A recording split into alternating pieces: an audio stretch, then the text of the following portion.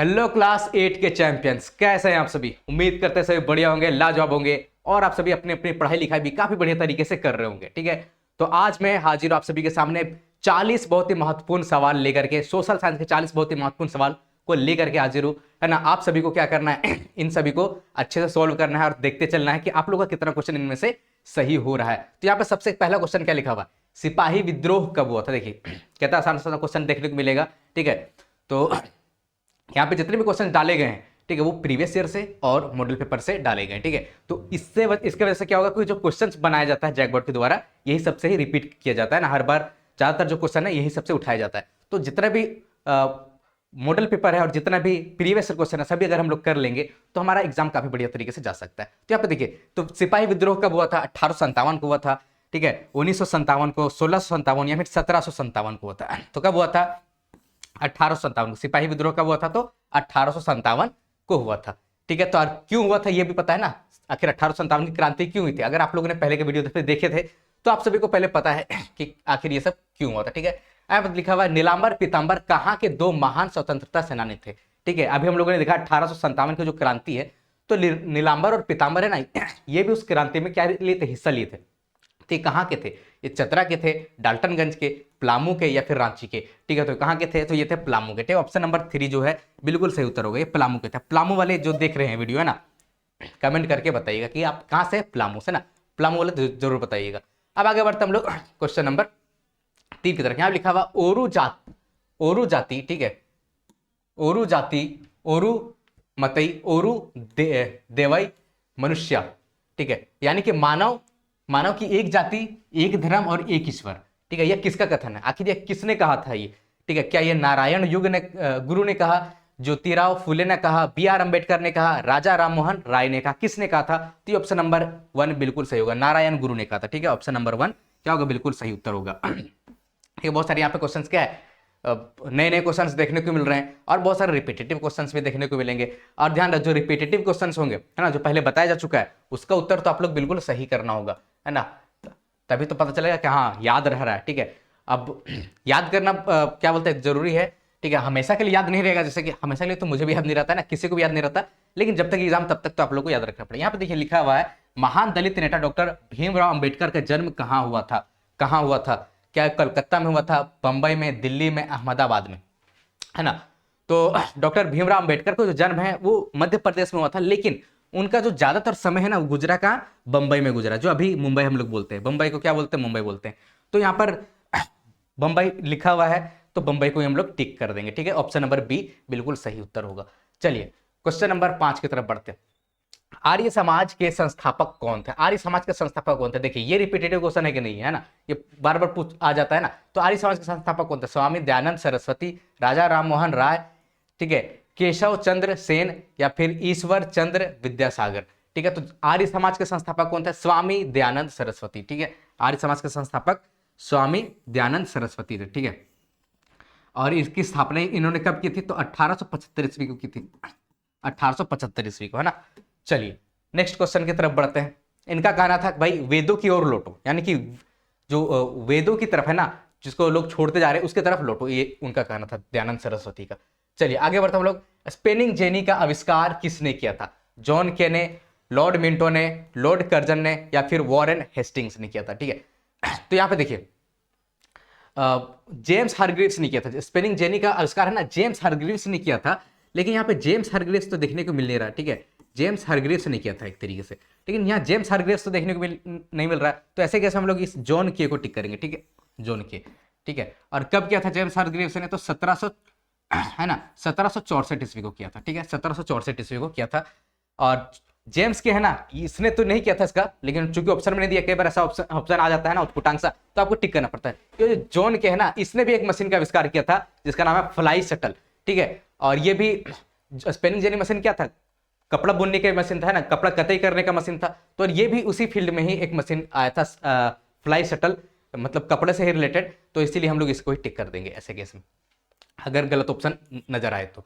चलिए यहाँ पे देखिए, चंपारण आंदोलन की शुरुआत कब हुई थी, और वो जो स्पेनिंग जेनी वाला है ना, वो क्लास 10th में भी आप लोगों को पढ़ना पड़ेगा, इसलिए याद रखिएगा। ठीक है, चंपारण आंदोलन की शुरुआत कब हुई, चंपारण आंदोलन की शुरुआत कब हुई थी, 1915, 1916, 1917 या फिर 1918, ये भी क्लास 10th में आप लोग को देखने को मिलता है। तो कब हुई थी? 1917 में, ठीक है, 1917। गांधी जी 1915 में आए थे भारत, साउथ अफ्रीका से, और फिर 1917 में क्या किए थे?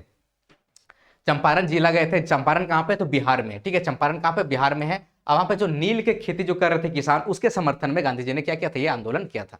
चलिए नेक्स्ट क्वेश्चन की तरफ बढ़ते हैं। क्वेश्चन नंबर 8 यहाँ पे लिखा हुआ है स्मरण शक्ति बढ़ाने के लिए, ठीक है, स्मरण शक्ति बढ़ाने के लिए कौन सा आसन करना चाहिए? कौन सा आसन? ठीक है, पद्मासन, शीर्षासन, ठीक है, झूलासन या फिर पवन मुक्तासन, ठीक है। ये सब क्या है? आसन यानी कि ना योगा से रिलेटेड है, ठीक है। अगर आप लोग योगा करते होंगे तो उसमें आपको पता है कौन कौन सा आसन होता है। तो यहाँ ना शीर्षासन करना चाहिए। इसमें क्या होता है ना, आखिर इसका कहने का मतलब है मेमोरी बढ़ाने के लिए, दिमाग में मेमोरी, तो हम लोग बोलते हैं ना याद नहीं होता सर, याद करते भूल जाते हैं ना, ऐसा बोलते कि नहीं बोलते? तो है ना, तो उसको मेमोरी बोलते हैं, ठीक है, मेमोरी पावर है ना, इंग्लिश में क्या बोलते हैं? मेमोरी पावर, है ना, याद करने की जो शक्ति होती है, तो उसको बढ़ाने के लिए शीर्षासन। इसमें क्या करना पड़ता है? सिर के बल उल्टा खड़ा होना होता है ना, ताकि जो ब्लड का सर्कुलेशन है ना वो वहां पे माथे में अच्छे तरीके से हो जाए। इसकी वजह से क्या होता है? हमारा मेमोरी पावर बढ़ जाएगा ना, हमारे याददाश्त की जो शक्ति है वो बढ़ेगा। ये ऐसा मानना है बहुत सारे लोगों का, ठीक है। तो अगर आप लोग ट्राई करके देखिए, मैंने तो कभी किया नहीं है, ठीक है, मैं भी भूल जाता हूं, तो मैं भी एक बार ट्राई करके देखूंगा होता है कि नहीं होता है, ठीक है, काम करता है नहीं करता है। चलिए आप लोग भी बताइएगा कि ये आप लोग करके बताइए कि काम करता है कि नहीं करता है ना। अगर कोई भी चीज़ आप जल्दी जल्दी भूल जाते हैं तो इसको जरूर कीजिएगा, ठीक है। यहाँ पे देखिए, भारतीय संविधान के प्रारूप समिति के अध्यक्ष कौन थे? पूछा हुआ सवाल, कौन थे प्रारूप समिति के अध्यक्ष? डॉक्टर राजेंद्र प्रसाद थे, बी आर अम्बेडकर, जवाहरलाल नेहरू या फिर लाल बहादुर शास्त्री? तो कौन थे प्रारूप समिति के अध्यक्ष? डॉक्टर भीमराव अम्बेडकर थे, ठीक है। चलिए नेक्स्ट क्वेश्चन की तरफ बढ़ते हैं आगे, क्वेश्चन नंबर 10 की तरफ। यहाँ पे लिखा हुआ भारत की कुल भूमि का लगभग कितना प्रतिशत भाग, ठीक है, कितना प्रतिशत भाग कृषि योग्य है, यानी कितने प्रतिशत भाग में हम लोग कृषि कर सकते हैं भारत के? 50% में, 75, 100 या फिर 80? तो लगभग 50%, ठीक है, ठीक है, लगभग 50% भाग में हम लोग क्या कर सकते हैं? कृषि योग्य भूमि है उसमें हम लोग कृषि कर सकते हैं। चलिए नेक्स्ट क्वेश्चन की तरफ बढ़ते हैं। चावल का सबसे बड़ा उत्पादक देश कौन सा? कहां पर चावल का सबसे ज्यादा उत्पादन होता है ना? चावल का उत्पादन आखिर किस देश में सबसे ज्यादा होता है? चीन में, पाकिस्तान में, नेपाल में या फिर भूटान में? तो चीन में सबसे ज्यादा होता है। ऑप्शन नंबर 1 क्या होगा? बिल्कुल सही होगा। चीन क्या है? चावल का सबसे बड़ा उत्पादक देश है, और चीन के बाद भारत का दूसरा नंबर है। भारत क्या है? दूसरा नंबर पे आता है चावल के उत्पादन में। चलिए क्वेश्चन नंबर 12 की तरफ आते हैं। काला सोना किसे कहा जाता है? ये भी पूछा हुआ सवाल है, किसे कहा जाता है ना, ये कई बार पूछा गया। पेट्रोलियम पदार्थ को क्या कहा जाता है ना, जैसे कि यहाँ पे देखिए पेट्रोलियम और इससे बने उत्पाद। ऑप्शन नंबर 3 क्या होगा? यहाँ पर बिल्कुल सही उत्तर हो जाएगा। चलिए नेक्स्ट क्वेश्चन की तरफ बढ़ते हैं, और नेक्स्ट क्वेश्चन में क्या लिखा हुआ है पता है? संविधान के अनुसार कितने वर्ष से कम उम्र के बच्चों से बाल मजदूरी कराना दंडनीय है? कितने वर्ष से कम? ठीक है, 11 वर्ष, 12 वर्ष, 13 वर्ष या फिर 14 वर्ष? कितने वर्ष से कम? तो यहां पर क्या होगा? ऑप्शन नंबर 4 बिल्कुल सही उत्तर होगा, है ना, यानी कि 14 वर्ष। 14 वर्ष से कम उम्र के बच्चों से काम करवाना, है ना, मजदूरी करवाना एक तरीके से, है ना, वो क्या एक तरीके से दंडनीय अपराध है। कई बार यह भी पूछा जाता है कि किस अनुच्छेद के तहत ये दंडनीय अपराध है, ठीक है, अनुच्छेद, तो अनुच्छेद 24 के तहत, ठीक है, अनुच्छेद 24 के तहत ये क्या एक दंडनीय अपराध माना गया है। चलिए नेक्स्ट क्वेश्चन की तरफ बढ़ते हैं, क्वेश्चन नंबर 14 की तरफ। यहाँ पे लिखा हुआ बाल विवाह क्या? आखिर बाल विवाह क्या? नाम से पता चल रहा ना, बाल विवाह, है ना, बच्चों का विवाह एक तरीके से। सामाजिक वरदान है, सामाजिक अभिशाप है, ईश्वर की इच्छा है या फिर मानव तस्करी है? तो ये बाल विवाह क्या है? एक सामाजिक अभिशाप है, ठीक है, सोशल कर्स है, ठीक है, ऑप्शन नंबर बी, ठीक है, अभिशाप, सामाजिक अभिशाप, यानी कि ना बाल विवाह करने से, क्योंकि माइंड क्या है उसका अभी उतना अच्छे से डेवलप नहीं हुआ, उसका शादी कर दिया जाएगा तो उस पर थोड़ा दिमाग पर थोड़ा बुरा प्रभाव पड़ सकता है, इसलिए इसको सामाजिक अभिशाप कहा गया है। हालांकि बाल विवाह करना क्या है? गैर कानूनी है, लेकिन अभी भी बहुत सारे इलाकों में, जैसे कि राजस्थान में अभी भी होता है, ठीक है। चलिए आगे बढ़ते हैं हम लोग क्वेश्चन नंबर 15 में। भारत में मतदान की न्यूनतम आयु क्या है? ठीक है, न्यूनतम आयु क्या? मतदान करने को, वोटिंग कर, अभी जो लोग शहर में रहते हैं पता होगा कि मेयर का चुनाव चल रहा है ना, नगर निगम का चुनाव चल रहा है, तो जो लोग कितने वर्ष के लोगों को वोट करने का अधिकार है? 15 वर्ष, 17, 18 या फिर 21? तो बोलेगा 18 वर्ष से अधिक, है ना, 18 वर्ष न्यूनतम होता है, और 18 वर्ष से जितना ज्यादा होगा कोई दिक्कत बात नहीं। न्यूनतम कितना होना चाहिए? 18 साल होना चाहिए। आपका अभी 18 साल तो नहीं हुआ होगा ना, हुआ हो तो बताइए, और नहीं हुआ तो 18 साल का हो जाएगा, तो आपको भी क्या मिलेगा? वोटिंग राइट्स मिलेगा, यानी कि मतदान का अधिकार मिलेगा, ठीक है। चलिए आगे बढ़ते हैं हम लोग क्वेश्चन नंबर 16 की तरफ। अब देखिए मेक इन इंडिया, ठीक है, मेक इन इंडिया वाक्यांश का क्या अर्थ है? मेक इन इंडिया का आखिर अर्थ क्या है ना, मेक इन इंडिया का अर्थ क्या? भारत में बना हुआ है, चीन में बना हुआ, पाकिस्तान में बना हुआ, नेपाल में बना हुआ? ये तो ट्रांसलेशन पूछ दिया ना, ऐसा लग रहा है कि इंग्लिश ग्रामर का क्वेश्चन है।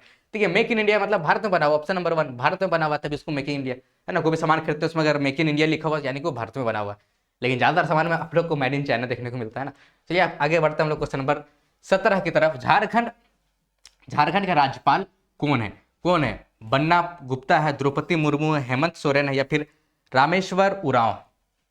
देखिए ये चूंकि क्वेश्चन पहले का पुराना थोड़ा मॉडल पेपर से लिया गया है, ठीक है, तो इसलिए ऑप्शन यहाँ पर अभी का जो राज्यपाल है उसका नाम नहीं दिया गया, ठीक है। अभी का जो संतोष कुमार है, ठीक है, संतोष कुमार, ठीक है, संतोष कुमार, तो संतोष कुमार है, ठीक है, गांगवार, ठीक है, ऐसा करके कुछ है। चलिए संतोष कुमार गांगवार, चलिए तो ये है, ठीक है, अभी नेक्स्ट बार में इसको थोड़ा सुधार दिया जाएगा। चलिए अरे कब बने हैं, है ना, ये कब बने, तो ये है ना 2024 में बने, ठीक है, 2024 में ही क्या बने, झारखंड के राज्यपाल बने। चलिए नेक्स्ट क्वेश्चन की तरफ बढ़ते हैं। देखिए बताइए, कोरोना वायरस के पहले मामले की पहचान कहां हुई थी? कोरोना वायरस के पहले मामले की पहचान आखिर कहां हुई थी? कोरोना वायरस को भूल तो नहीं गए ना आप लोग, है ना। क्या हो गया था, पूरे के पूरा लॉकडाउन लगा दिया गया था एक तरीके से, है ना, बहुत ही ज्यादा खतरनाक स्थिति था। चलिए देखिए यहाँ पे तो कहां पे सबसे पहले देखने को मिली थी? बीजिंग में। आप सभी को पता है कि चाइना में सबसे पहले देखने को मिला था कोरोना वायरस, सबसे पहले कहां, चाइना में देखने को मिला था। तो बताइए चाइना का शहर होगा, बीजिंग, संघाई, वुहान, इस्लामाबाद। अब यहाँ बोलेंगे इस्लामाबाद तो पाकिस्तान का है, लेकिन ये जो तीनों है ना, ये तीनों के तीनों चाइना का हिस्सा है। अब इसमें से कौन है, तो इसमें से वुहान है, ठीक है, ऑप्शन नंबर 3। सबसे पहला केस कहां पे देखने को मिला था? वुहान में देखने को मिला था। ऑप्शन नंबर 3 क्या होगा, बिल्कुल सही उत्तर हो जाएगा। चलिए क्वेश्चन नंबर 19 की तरफ बढ़ते हैं। बताइए विश्व जनसंख्या दिवस कब मनाया जाता है? बताइए विश्व जनसंख्या दिवस आखिर कब मनाया जाता है? 11 जुलाई को मनाया जाता है, 11 सितंबर को, 11 नवंबर को, 11 दिसंबर को। तो विश्व जनसंख्या दिवस मनाया जाता है 11 जुलाई को मनाया जाता है। ऑप्शन नंबर 1 क्या होगा, बिल्कुल सही होगा, ठीक है, ऑप्शन नंबर 1 बिल्कुल सही उत्तर हो जाएगा। चलिए नेक्स्ट क्वेश्चन की तरफ आगे बढ़ते हैं। यहाँ पे लिखा हुआ है मानव कैसी प्राणी, मानव कैसा प्राणी, ठीक है, मानव इंसान, हम लोग क्या है, मानव है, तो हम लोग कैसा प्राणी, क्या हम लोग सामाजिक है, असामाजिक है, शहरी है, जंगली है? तो क्या है, ये एक सामाजिक प्राणी है ना, समाज में रहता है। मानव कहाँ रहता है, समाज में रहता है, तो एक सामाजिक प्राणी। ऑप्शन नंबर 1 क्या होगा, बिल्कुल सही होगा। देख रहे कितना आसान आसान सा सवाल आप लोगों को देखने को मिल रहा है, जो पढ़ के भी नहीं जाएगा वो सिर्फ शब्दों से ही समझ जाएगा कि ये इसका उत्तर क्या होगा, ठीक है। तो उम्मीद करते हैं यहाँ तक तो आप लोग को काफी उत्तर सही हुआ होगा, और बहुत सारे नए नए क्वेश्चन आप लोग को यहाँ पे देखने को मिला, ठीक है। और बहुत सारे पुराने क्वेश्चन भी है जो अक्सर आ जाते हैं, मेरे वीडियो को आप लोग देखोगे तो पता है। जैसे कि यहाँ पे देखिए, भारत का प्रथम गवर्नर जनरल कौन था, है ना, कौन था बताइए? वॉरेन हेस्टिंग्स, है ना, ऑप्शन नंबर 1 में ही देखिए वॉरेन हेस्टिंग्स लिखा हुआ, ठीक है, यही था, ठीक है। चलिए नेक्स्ट क्वेश्चन की तरफ बढ़ते हैं आगे। ठीक है, ये 1773 में बना था, कब, 1700, ठीक है, 1773, ठीक है। चलिए आगे बढ़ते हम लोग क्वेश्चन नंबर 22 की तरफ। बताइए भारत में ब्रिटिश साम्राज्य, ठीक है, भारत में जो ब्रिटिश साम्राज्य के विस्तार के लिए किस शासक ने विलय या राज्य हड़प की नीति अपने का सहारा लिया था? राज्य हड़प की नीति, ये भी पहले पूछा गया सवाल है, किसने? लॉर्ड कर्जन ने, लॉर्ड डलहौजी, वॉरेन हेस्टिंग, या फिर लॉर्ड माउंटबेटन, ठीक है। तो इसका उत्तर क्या होगा, लॉर्ड डलहौजी, ठीक है, ऑप्शन नंबर बी क्या होगा, बिल्कुल सही उत्तर होगा। इसने राज्य हड़प की नीति अपनाई थी, राज्यों को हड़पने के लिए, ठीक है, ऑप्शन नंबर बी क्या होगा, बिल्कुल सही उत्तर होगा। चलिए नेक्स्ट क्वेश्चन की तरफ बढ़ते हैं, और यहाँ पर देखिए लिखा हुआ है प्लासी का युद्ध कब हुआ था? प्लासी का युद्ध कब हुआ था? आप सभी को पता है, सिराजुद्दौला और रॉबर्ट क्लाइव के बीच में हुआ था, ठीक है। तो कब हुआ था ये? 1755 में हुआ, 1756 में, 1757, 1758। तो 1757 ऑप्शन नंबर 3 क्या होगा, बिल्कुल सही होगा, ठीक है। उसी तरीके से सिपाही विद्रोह 1857 में हुआ था। देख रहे दोनों में कितना 100 साल का फर्क है, ठीक है, दोनों में 100 साल का फर्क है। 1757 प्लासी का युद्ध, 1857 सिपाही विद्रोह, है ना, आप लोगों को पता है। प्लासी का युद्ध सिराजुद्दौला और रॉबर्ट क्लाइव के बीच में होता है, आप सभी को पता है ना, ठीक है। Siraj-ud-Daulah versus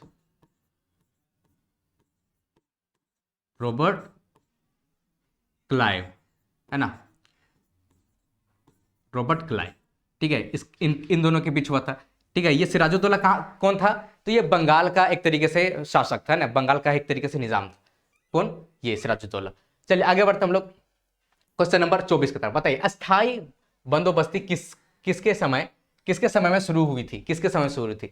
William Bentinck, Lord Cornwallis, Lord Minto, ठीक है, या वॉरेन हेस्टिंग्स, ठीक है, ऑप्शन नंबर बी इसको बिल्कुल करेक्ट उत्तर होगा, ठीक है, लॉर्ड कॉर्नवालिस, ठीक है, अस्थाई बंदोबस्त इसके समय में शुरू हुई थी। चलिए नेक्स्ट क्वेश्चन में बढ़ते हैं। यहाँ पे देखिए लिखा हुआ नील विद्रोह की शुरुआत बंगाल के किस जिले में हुई थी? किस जिले में हुई थी?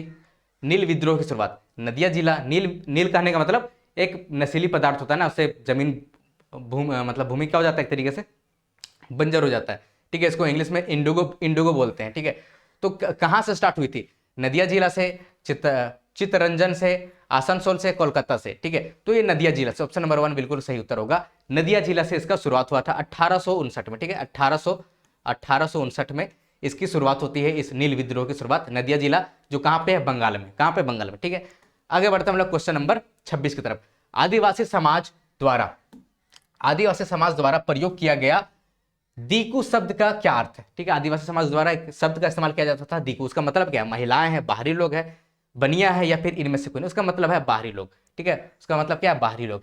और बाहरी लोग में से भी वो लोग है ना जो जो अक्सर परेशान किया करते थे किसको? आदिवासियों को, जो शोषण किया करते थे, उसको दीकू बोला जाता था। क्या बोला जाता था? दीकू, ठीक है।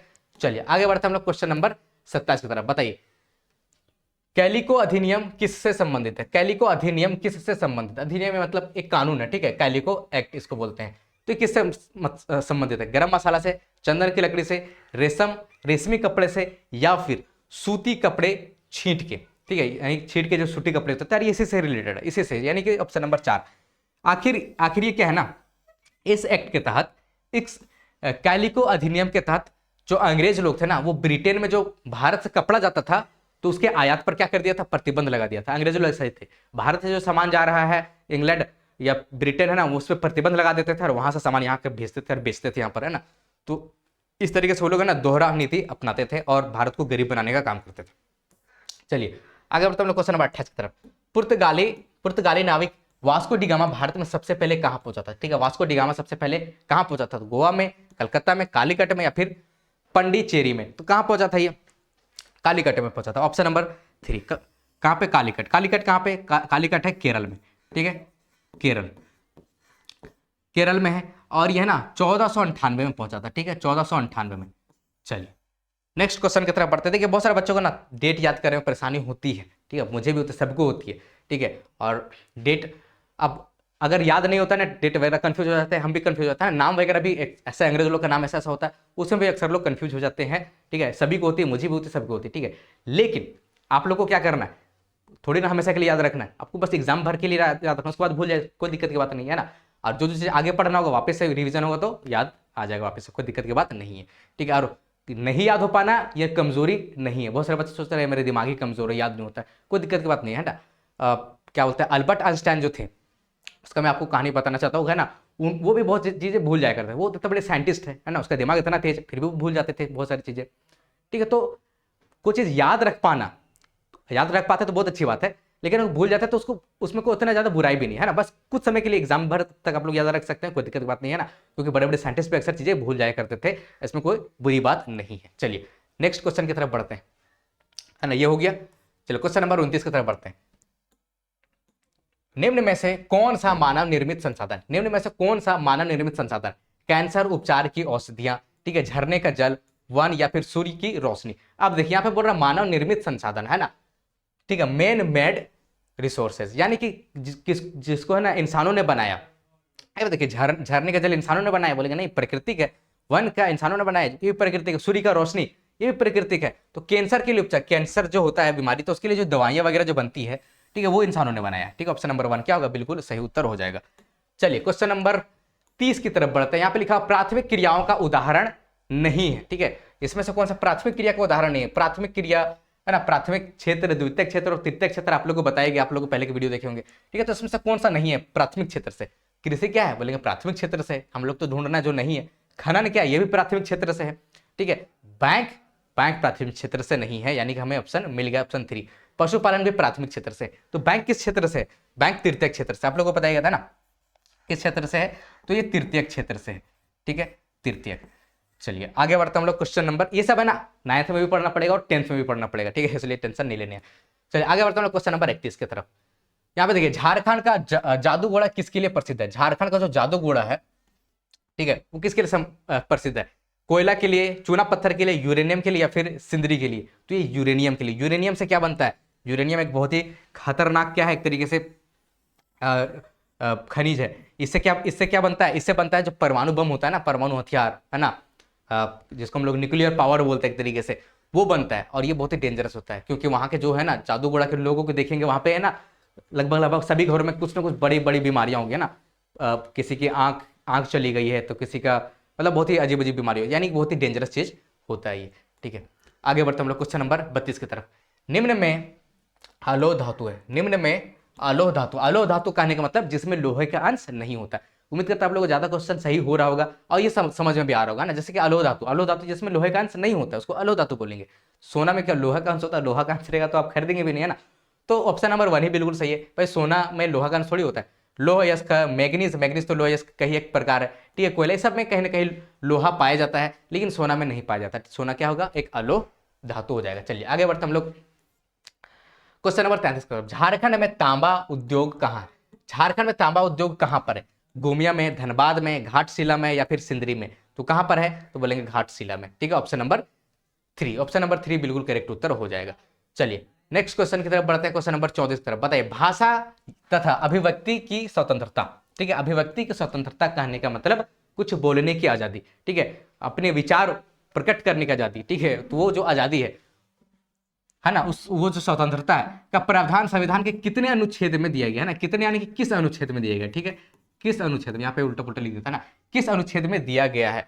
17 में, 32 में, 25 में या फिर 19 में? तो यहाँ पर ऑप्शन नंबर 4 बिल्कुल सही उत्तर होगा, है ना। अनुच्छेद 19 में लोगों को ना बोलने की आजादी, अभिव्यक्ति की स्वतंत्रता दी गई, अपनी विचार प्रकट करने की आजादी दी गई। आप लोगों को कमेंट सेक्शन में बताना है अनुच्छेद 17 में क्या दिया गया है ना। ये क्वेश्चन बहुत बार पूछा गया आप लोगों के सेशन में, तो बताइए अनुच्छेद 17 क्या दिया गया है, कमेंट में जरूर बताइएगा, मतलब उसके अनुसार क्या होता है। चलिए आगे बढ़ता है क्वेश्चन नंबर 35 में।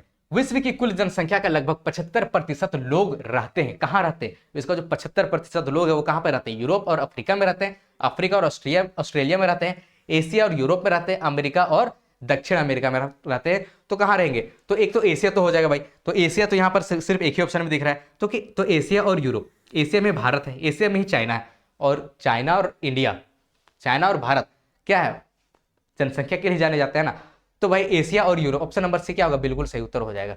चलिए आगे बढ़ते हैं क्वेश्चन नंबर 36 की तरफ। यहाँ पे लिखा हुआ भारत के प्रथम राष्ट्रपति कौन थे? डॉक्टर राजेंद्र प्रसाद है, लाल बहादुर शास्त्री, पंडित जवाहरलाल नेहरू है, प्रतिभा देवी सिंह पाटिल है, कौन है? जल्दी से बताइए। तो क्या है? भारत का प्रथम राष्ट्रपति पूछ रहा है तो doctor Rajendra Prasad, option number 1 क्या होगा? बिल्कुल सही उत्तर होगा। ठीक है, डॉक्टर राजेंद्र प्रसाद होगा। ठीक है, आप लोगों को बताना है पंडित जवाहरलाल नेहरू कौन थे, है ना, ये प्रथम क्या थे, है ना, ये आपको बताना है। ठीक है, चलिए नेक्स्ट क्वेश्चन की तरफ बढ़ते हैं, क्वेश्चन नंबर 37 की तरफ। बताइए बाल विवाह का अर्थ है, बाल विवाह का अर्थ क्या है? नाम से पता चल रहा है ना, बाल विवाह का क्या अर्थ है? बाल विवाह का मतलब प्रेम विवाह होता है, कम उम्र में विवाह, विदेशी लड़की से विवाह, अंतरराष्ट्रीय विवाह, क्या होता है? कम उम्र में विवाह, ऑप्शन नंबर बी। देखिए देख रहे शब्दों का, ये तो पढ़ के जो नहीं हो जाएगा बाल विवाह यानी बच्चों का विवाह, यानी कम उम्र में जो विवाह हो जाता है उसको बाल विवाह बोलते हैं। चलिए नेक्स्ट क्वेश्चन की तरफ बढ़ते हैं। यहाँ पे लिखा हुआ अस्पृश्यता का क्या अर्थ है? ठीक है, अस्पृश्यता का क्या अर्थ है? अस्पृश्यता यानी छूत जो होता है ना, उसका मतलब क्या है? जो छूने योग्य नहीं हो, जो दिखाई ना दे, मानव तस्करी, बंधुआ मजदूरी। तो देखिए अस्पृश्यता ऑप्शन नंबर 1 देखिए, जो छूने योग्य नहीं हो। ठीक है, बहुत सारे लोग ऐसे बहुत सारे दूसरे लोगों को क्या मानते हैं? अस्पृश्यता मानते हैं, यानी छूने योग्य नहीं मानते, जो कि गलत बात है। अरबी पर मैंने पूछा था ना किस अनुच्छेद के तहत इसको समाप्त कर दिया, अस्पृश्यता को समाप्त कर दिया है किस अनुच्छेद के तहत? तो अनुच्छेद 17। ऊपर अभी भी मैंने इसके बारे में पूछा था आप लोगों से, यहाँ पे पूछ भी दिया। ठीक है, यहाँ पे देखिए अनुच्छेद 17 के तहत अस्पृश्यता को समाप्त कर दिया गया है। ठीक है, लेकिन अभी भी होता है कि नहीं होता? कानून बन तो गया, वो तो सच्चा कानून है, लेकिन इसका पालन क्या होता है? मुश्किल है ना। योगासन किस अवस्था में करना चाहिए? योगासन यानी योगा, अभी भी हम लोगों ने देखा था ना ऊपर शीर्षासन, सिर के बल खड़े होने वाला सिस्टम। तो यहाँ पे देखिए योगासन किस अवस्था में? बाल्य अवस्था में या फिर युवावस्था में, वृद्धावस्था में, उपरोक्त सभी अवस्थाओं में किस अवस्था में किया गया था? मतलब किस अवस्था में ये क्या करना चाहिए? तो सभी में, चाहे वो बच्चा हो, है ना, बाल्य अवस्था यानी चाहे वो बच्चा हो, ठीक है, युवा अवस्था यानी चाहे वो जवान हो एक तरीके से, वृद्धावस्था चाहे वो बूढ़ा हो। ठीक है, तो वो सभी के लिए ऑप्शन नंबर क्या होगा? डी बिल्कुल सही उत्तर हो जाएगा। चौथा, उपरोक्त सभी, किसी भी अवस्था में वो योगा कर सकता है और उसको फायदा मिलेगा, कुछ ना कुछ फायदा, है ना। चलिए आगे बढ़ते हैं क्वेश्चन नंबर 40 की तरफ। बताइए विज्ञान का लक्ष्य क्या होना चाहिए? विज्ञान का लक्ष्य क्या होना चाहिए? क्या विज्ञान का लक्ष्य मानव कल्याण होना चाहिए, नए अनुसाधन का खोज करना, जीवन को विलासपूर्ण बनाना, या फिर जीवन को कष्टमय बनाना? क्या विज्ञान का लक्ष्य क्या है? क्या होना चाहिए? क्या जीवन को और ज़्यादा मुश्किल बना देना, कष्ट बना देना, ठीक है, थोड़ा लग्जरी जीवन बनाना, या फिर और भी ज़्यादा संसाधनों का खोज करना, या फिर मानव कल्याण? मानव कल्याण होना चाहिए, ठीक है, ह्यूमन वेलफेयर होना चाहिए। इसका मतलब है कि जिन लोगों के पास सही खाना नहीं है, ठीक है, जिन लोगों के पास क्या बोलते हैं, एक तरीके से अच्छा रिसोर्सेज नहीं है, क्वालिटी ऑफ लाइफ नहीं है, ठीक है, तो उसको बेहतर बनाना, मानव को के कल्याण को थोड़ा बेहतर बनना विज्ञान का लक्ष्य होना चाहिए, ठीक है। तो ऑप्शन नंबर 1 क्या होगा? बिल्कुल सही उत्तर हो जाएगा। चलिए ठीक है, तो उम्मीद करते हैं ज़्यादातर क्वेश्चन आप लोगों का सही होगा। कितना क्वेश्चन सही हुआ आप लोग कमेंट में जरूर बताइएगा, और थोड़ा बहुत पे हेल्प मिला हो तो वीडियो को लाइक कीजिए, है ना। क्लास 8 वाले बच्चे लाइक नहीं करते वीडियो को, जल्दी से लाइक कीजिए। 9th वाले बच्चे बहुत ज़्यादा लाइक करते थे, आप लोगों को भी लाइक करना है, हाइप को बढ़ा देना है, ठीक है। और आप लोग कहाँ पे जाने वाले हैं? 8 में तो आप लोग को बहुत अच्छा नंबर आएगा, है ना। तैयारी तो बहुत अच्छा चल रही होगी आप लोग की। 9th में अगर आप लोग को तैयारी करना, शुरू से अच्छे से पढ़ना है, तो हम लोग के लिए आ गया है प्रयास बैच। आप लोग है ना, इसके बारे में बताया गया था पिछले वीडियो में, आप लोगों को मैं दिखा देता हूँ ना। प्रयास बैच आ गया है, तो उसको आप लोग ले सकते हैं, ताकि आप लोग है ना शुरू से अच्छे से पढ़ाई कर सके, ठीक है। काफ़ी बढ़िया तरीके से पढ़ाया जाएगा। ये तो भाई पॉलिटेक्निक, ये तो दूसरा बैच है ना। यहाँ पे देखिए, ये देखिए हेल्पलाइन नंबर है ना। कोर्स से रिलेटेड कोई भी चीज़ जानकारी है, पूछना हो तो यहाँ पर आप फोन करके पूछ सकते हैं, कोई दिक्कत की बात नहीं है, ठीक है। ये रहा प्रयास बैच क्लास 9th के लिए, ठीक है। तो चलिए, तो इस बैच को आप लोग ले सकते हैं, और यहाँ पर आप लोग को सभी सब्जेक्ट्स की पढ़ाई होगी। क्या क्या मिलेगा यहाँ पे देखिए, लाइव बैचेज, रिकॉर्डेड बैचेज मिलेगा, है ना। चैप्टर वाइज नोट्स मिल जाएंगे, टेस्ट सीरीज होगा, पैनल पीडीएफ वगैरह मिल जाएगा, ठीक है। और इसको प्रयास बैच इसलिए नाम रखा गया क्योंकि यहाँ पे हम लोग क्या करेंगे, प्रयास करेंगे पूरे अच्छे से पढ़ने का, और जो 9th क्लास में अच्छे से पढ़ लेगा उसको 10th क्लास तो बहुत ही आसान लगने वाला है, ठीक है। क्योंकि एक तरीके से बेस तैयार हो जाएगा, आप लोगों का काफ़ी बढ़िया तरीके से बेस तैयार हो जाएगा, ठीक है। तो आप लोग इस प्रयास बैच को ले सकते हैं। प्राइस भी ज़्यादा नहीं है ना। प्राइस को अगर देखेंगे पूरा 1 साल के लिए पैसे लग रहे हैं, तो बहुत ही कम प्राइस में आप लोग को मिल जा रहा है, ठीक है। तो आप लोग पढ़ाई लिखाई करते रहिए, अपना रखिए ख्याल में। मिलता है आप लोगों से नेक्स्ट वीडियो में, बाय।